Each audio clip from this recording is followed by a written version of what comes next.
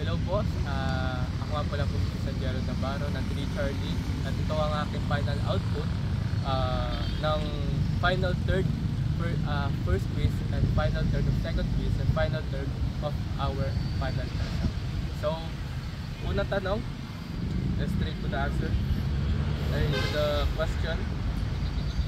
Sa iyong pananaw, alin sa tatlong sangkap, kalaman, kasanayan o karangalan ang pinakamahirap panatilihin sa pamumuno at bakit?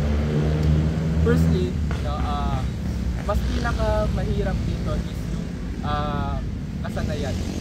Most of kasi ito yung mostly na ginagawa mo pang araw-araw, no? And hindi lang yun, no? So at ito talaga yung pinakamahirap tanggalin sa isang leader, lalo na kapag yung kasanayan mo is hindi naman tugma sa pagiging tamang leadership mo, no? So most mahirap na yun. So our next question, yun po ang aking sagot. Paano po ipapakita ang pagiging epektibong leader kung sakaling ikaw ay maatasan sa isang responsibilidad sa labas ng iyong kagustuhan o no? Most of ang isang leader hindi niya tinatanggihan kung ano ang kanyang binibigay sa kanya, no? We should be responsible at any task that we have commanded, no, binaba po sa atin, lalo na we should we should execute the task, no, perfectly, no, maayos at ganun din organized din, no.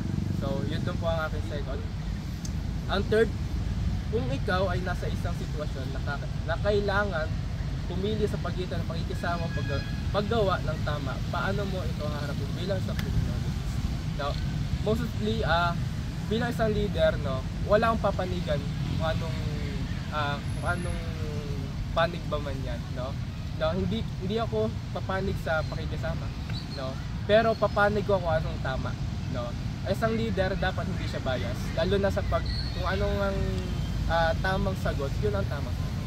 Yun ang tamang papanigan natin. Hindi yung meron kang ibabayas, no, lalo na kapag isang miyembro na meron ka, no, dapat, no, hindi mo pinapakita na meron kang paborito sa kanila, no.